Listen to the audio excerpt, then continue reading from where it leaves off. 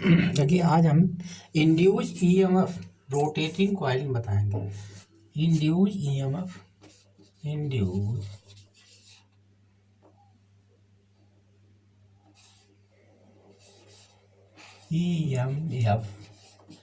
In rotating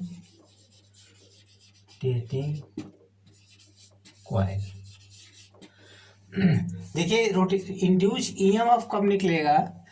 induce EMF Faraday के नियम के अनुसार पहले हम इसको फाई बी ज्ञात कैसे करते हैं। फाई बी बराबर होता है बी ए कॉस थीटा। अगर हम बी को चेंज कर दें, ए को चेंज कर दें, थीटा को चेंज कर दें तो हमारा मैग्नेटिक फ्लक्स चेंज हो जाएगा। और मैग्नेटिक फ्लक्स चेंज होना ये फैराडे के नियम के अनुसार होता है। ये पहला। दूसरी बात है मैग्नेटिक फ्लक्स इस फैराडेज लॉ क्या कहता है? Faraday's law phi linked with conducting coil।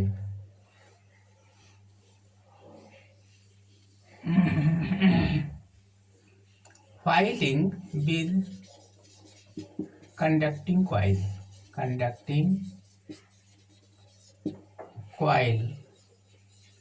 Change. अगर इसको चेंज कर दें तब तो ई बराबर हो जाएगा delta phi upon delta t. ये ई निकलेगा, मतलब ईएमएफ ज्ञात हो जाएगा। ये ईएमएफ है, ईएमएफ बराबर डेल्टा फाई को हम लिख सकते हैं D phi upon D TV. और आई बराबर होता है ई अपान आर। अगर हम इंड्यूस करंट निकालना चाहें तो ई अपान आर कर दीजिए। ई कितना है? 1 अपान आर। ई है, देखो लिखा हुआ है delta phi upon delta t. ये इंड्यूस करंट क्या हो जाएगी? एवरेज निकालना चाहते हैं तो ई बटे आर बराबर 1 upon R D phi upon D T. और इसका जो अपोजिशन होता है, इंड्यूस करंट जब इंड्यूस ईएमएफ जब उत्पन्न होता है, इंड्यूस करंट जब मैग्नेटिक फ्लक्स जब चेंज होता है तो उसका जब विरोध करता है तो उसे तो इंड्यूस करंट उत्पन्न होती है। इंड्यूस करंट फ्लो होती है। Current flow opposes of the magnetic flux.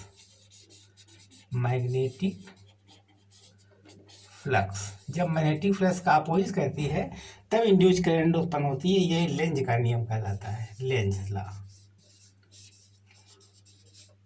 Length का नियम कहलाता है। ठीक है, अब देखिए कुछ हम सवाल लगाएंगे न्यूमेरिकल, वो देख लीजिएगा। अभी न्यूमेरिकल कैसे लगेंगे इसको जुगाड़ में, ये तो हमने जनरल बात बता दी तुम्हें।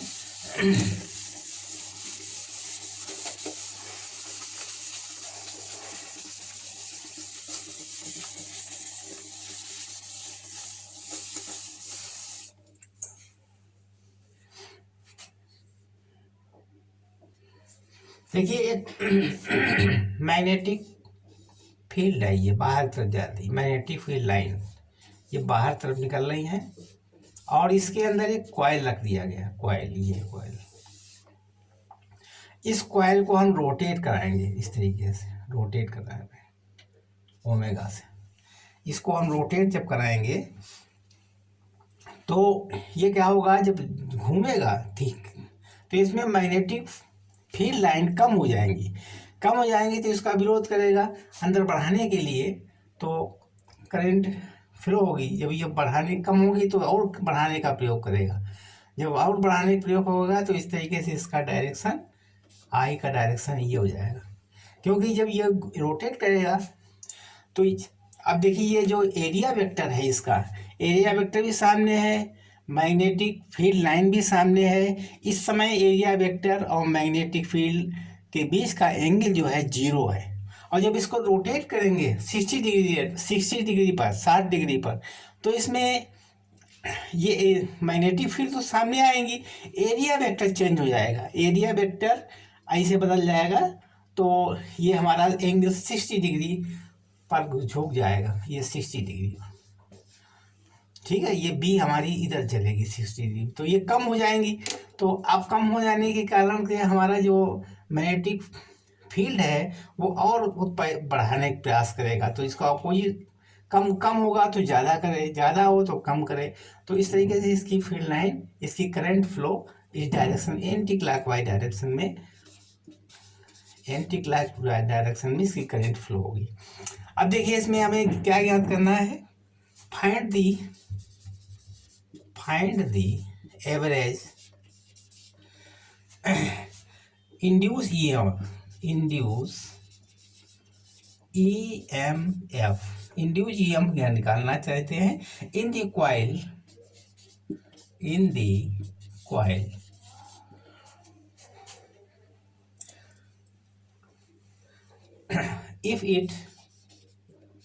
if it rotated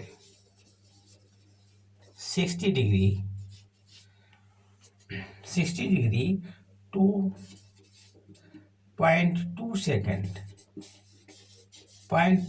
में ये 60 डिग्री रोटेट करना चाहती है।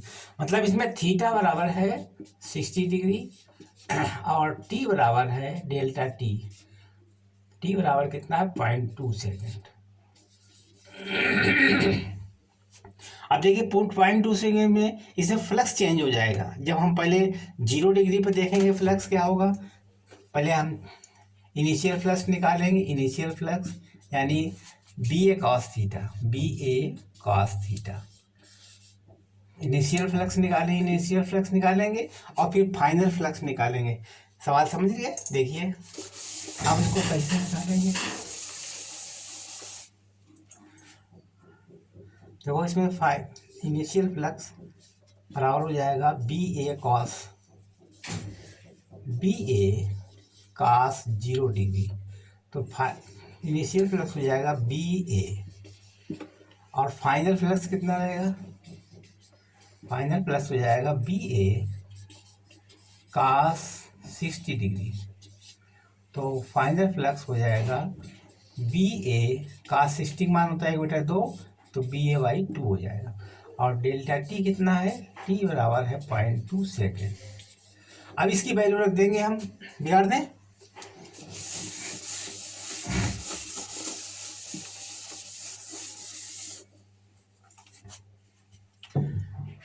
EMF बराबर हो जाएगा, EMF बराबर हो जाएगा phi final minus phi initial upon delta t. अब वैल्यू रख दीजिए इसमें, फाई फाइनल कितना निकला था, BA/2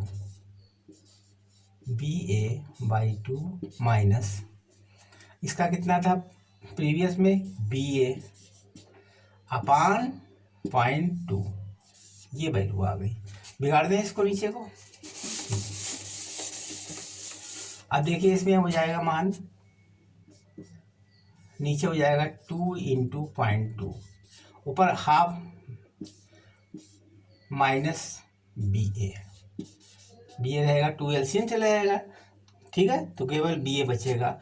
अब बराबर कितना होगा, इंड्यूस करंट BA, एरिया कितनी इसकी है, इसकी एरिया थी, एरिया नहीं दी थी, BA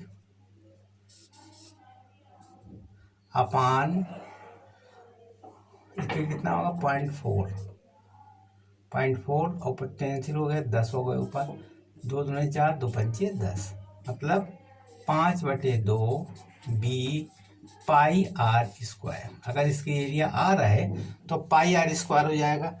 इंड्यूस करंट कितना बनेगा इसमें, इंड्यूस करंट I बराबर E/R, E/R हो जाएगा, तो I हो गया 1/R इंटू, अब 1/R कितना है, R का मान दिया नहीं है तो R ही रख दीजिएगा, ठीक है। अब इंड्यूस कितना निकलेगा, 5/2 B/r²। ठीक है, ये स्मॉल r इसको कर लीजिए। ठीक है, ये हमारा आई निकलेगा। समझ गए? बिगाड़ते हैं इसको। दूसरा देखिए आगे।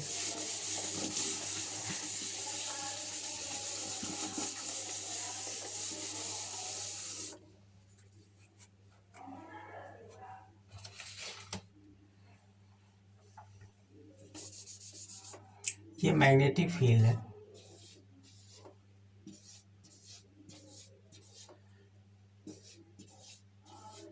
इसके अंदर एक हमने कॉइल, इंडक्शन कॉइल रख दी और इसको रोटेट करा रहे हैं। इसके इस तरीके से रोटेट कराएंगे, ओमेगा से रोटेट करा दें इसको। और इसमें जो मैग्नेटिक फील्ड है वो B बराबर है 4 × 10⁻⁻² टेस्ला। और इसका एरिया है 25 cm²। और इसमें रेजिस्टेंस, इसका रेजिस्टेंस है 4 ओम।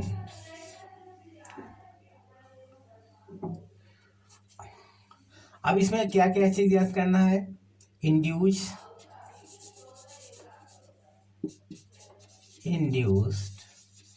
EMF पहले हाफ में ज्ञात कर लिया, हाफ रोटेशन में।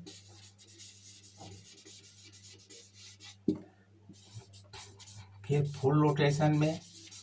और नंबर 3 इंड्यूस चार्ज ज्ञात करना है। इंड्यूस चार्ज भी निकालिए, चार्ज। ये इतनी चीजें ज्ञात करनी है। ठीक, देखिए आगे। देखिए ओमेगा बराबर 300 रेवोल्यूशन पर मिनट है, इसको हम घुमा रहे हैं। तो पहले हाफ रोटेशन क्या होगा? थीटा बराबर 180 अंश हो जाएगा। और प्रारंभिक में कितना होगा? 0। अब हाफ रोटेशन में ये अपन निकालिए, तो E बराबर final minus initial upon delta t. अब इसको याद कर लीजिए। फाइनल में कितना हो जाएगा? देखिए फाइनल में BA cos 180 अंश, क्योंकि जब एक बार पूरा रोटेशन करेगा तो 180 अंश हो जाएगा। इनिशियल कितना था? BA cos 0 degree. ठीक, अपॉन डेल्टा टी।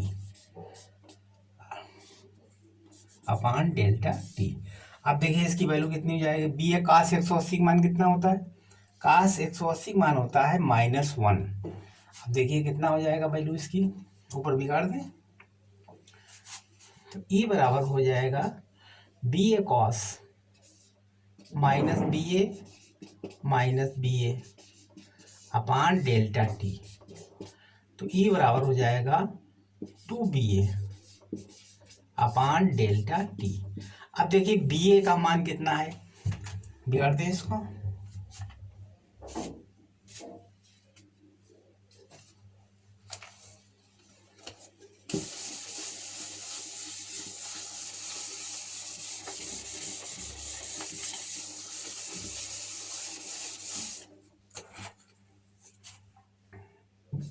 यानी 2 × B का मान कितना है? B है 4 × 10⁻⁻² टेस्ला। एरिया कितनी है? 25 सेंटीमीटर², यानी 25 × 10⁻⁻4 मीटर स्क्वायर हो जाएगा। और एरिया निकल गया पाई, एरिया मालूम हो गई। अब इसके बाद में डेल्टा टी कितना? 300 रेवोल्यूशन, 300 रेवोल्यूशन 60 सेकेंड में निकलते हैं। तो एक रेवोल्यूशन कितना निकलेगा? एक रेवोल्यूशन हो जाएगा 60/6, काट दीजिए, 6×5 = 30। तो हाफ रेवोल्यूशन कितना हो जाएगा? 1/10। तो यहाँ पर 1/10 लिख देंगे। तो E कितना निकलेगा? 2 × 4 × 10⁻² × 25 × 10⁻⁻4 × 10 पर चला जाएगा, ये 10 हो जाएगा। अब इसको सॉल्व कर लीजिए। E निकल आएगा 2 × 4 = 8, 25 × 100, यानी 2 × 100 × 10⁻² × 10⁻⁴ × 10। अब हो जाएगा ई बराबर 2 इंटू 10⁻, इसकी पावर 2 है, ये दो दो कैंसिल हो जाएंगे, ठीक है। यहाँ पर 10⁻³ वोल्ट ये ज्ञात हो जाएगा, ठीक है। बिगाड़ दे, समझ गए।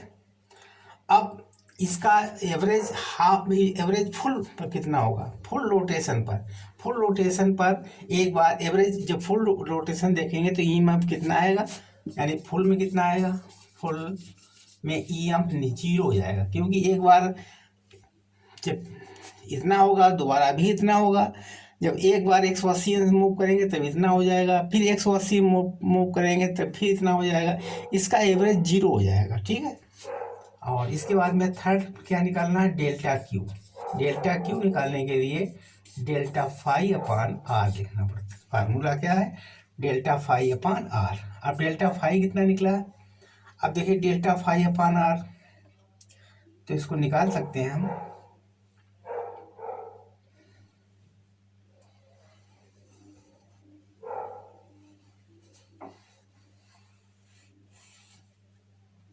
इसे वैल्यू रख दीजिए, बस आ जाएगा आंसर, ठीक।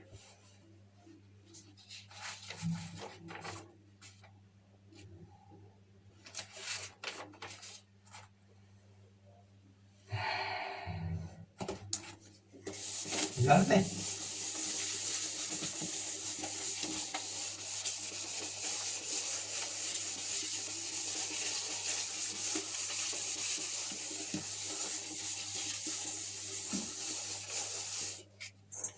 अभी जानिए कि डेल्टा क्यू बराबर होता है आई इंटू डेल्टा टी, ये होता है। अब डेल्टा क्यू अभी हमने आई निकाला था E/R करके इंटू डेल्टा टी। अब डेल्टा क्यू बराबर हो जाएगा E1/R, ई का मान कितना होता है, delta T into delta T. Delta T cancel हो जाएगा, डेल्टा क्यू बराबर हो गया ΔΦ/R। अगर डेल्टा फाई की वैल्यू पता है तो हम इसको आराम से निकाल सकते हैं। अब डेल्टा क्यू बराबर डेल्टा फाई कितना हो गया, फाई फाइनल माइनस फाई इनिशियल/R, ये वैल्यू हो जाएगी। डेल्टा क्यू बराबर हो जाएगा, अभी निकाल चुके हैं, पूछे 2BA/R निकाल चुके थे पहले, इसकी वैल्यू रख दीजिएगा 2 इंटू बी का मान कितना था, 4 into 10⁻² into 25 into 10⁻⁴ upon R कितनी थी, रेजिस्टेंस का 4 था, 4 4 कैंसिल, अब 25 दूनी 50 हो गया इंटू 10⁻, यहाँ पर 4 है, 6 - 6, ठीक है। तो इसके मतलब हो जाएगा 5 इंटू 10⁻⁵, ये हमारा आवेश निकला है कूलम, ठीक, हमने ज्ञात कर लिया। देखिए बिगाड़ दें इसको,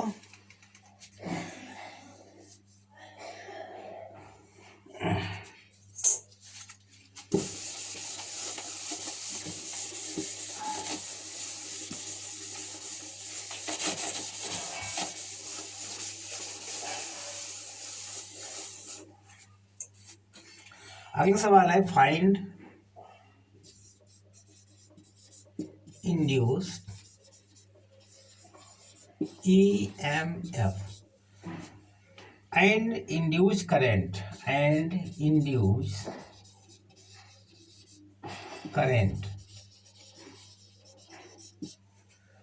in coil at same time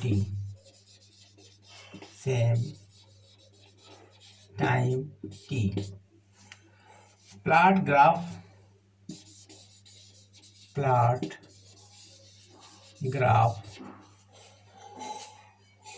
for I and I versus t, ठीक है। अब देखिए इसमें हम लेट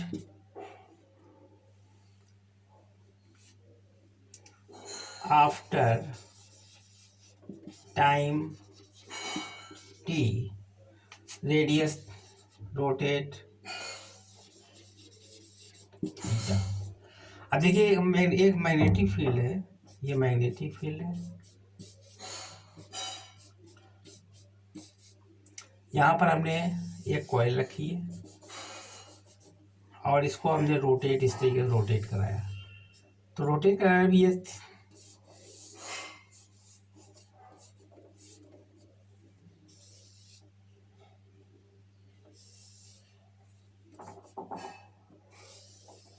ये रोटेट कराया इस तरीके से। तो ये कितना एंगल है थीटा, इसका रेडियस आर है, तो ये कितना हो जाएगा हमारी ये डिस्टेंस हो जाएगा आर थीटा, ये आर थीटा हो जाएगा। थीटा के इसका एरिया निकाल सकते थे, इसमें एरिया कितनी हो जाएगी, एरिया निकाल लीजिए, ए बराबर 1/, ये एंगल बन जाएगा 1/2 आर इंटू आर थीटा। तो इसका एरिया बन जाएगा 1/2 आर स्क्वायर थीटा, यह इसका एरिया बन गया। अब इस मैग्नेटिक फील्ड कितना हो, मैग्नेटिक फील्ड का डायरेक्शन बिल्कुल सीधा रहेगा, मतलब इसमें फाई बने ई बनेगा delta phi upon delta t. तो डेल्टा फाई अब ई बराबर हो जाएगा delta phi upon delta t. अब देखिए इसके बाद में d phi upon D t भी लगा सकते हैं। तो ई बराबर हो जाएगा डी फाई कितना होगा, फाई होगा B A cos theta upon D T. तो ई बराबर हो जाएगा D upon D T, B clear है, ए कितना है 1/2 आर स्क्वायर थीटा, और कास 0 है उसकी वैल्यू इतनी रहेगी, बराबर हो जाएगा बी कांस्टेंट बाहर अपान 2 कांस्टेंट बाहर, आर स्क्वायर बाहर, और यहाँ पर डी अपान डी टी। अब थीटा बराबर हो जाएगा, चूंकि ओमेगा बराबर होता है थीटा अपान ओमेगा बराबर होता है R theta upon t, theta upon t. तो थीटा बराबर हो गया ओमेगा टी, थीटा हो गया ओमेगा टी। अब बराबर कितना हो जाएगा b/2 R square omega constant d t upon D t, इसका मान 1 हो जाएगा, यही वैल्यू ज्ञात हो जाएगी ये फाई की, ये निकलेगा ई बराबर b/2 आर स्क्वायर ओमेगा। अब इसमें आई निकाल लीजिए, आई बराबर होता है ई अपान आर, तो आई हो जाएगा ई कितना है 1 अपान आर, इसमें B R square omega upon 2r, इसका रेजिस्टेंस आर है, ठीक है। अब इसका ग्राफ प्लाट कर दीजिए, इसका और इसका ई वर्सेस आई।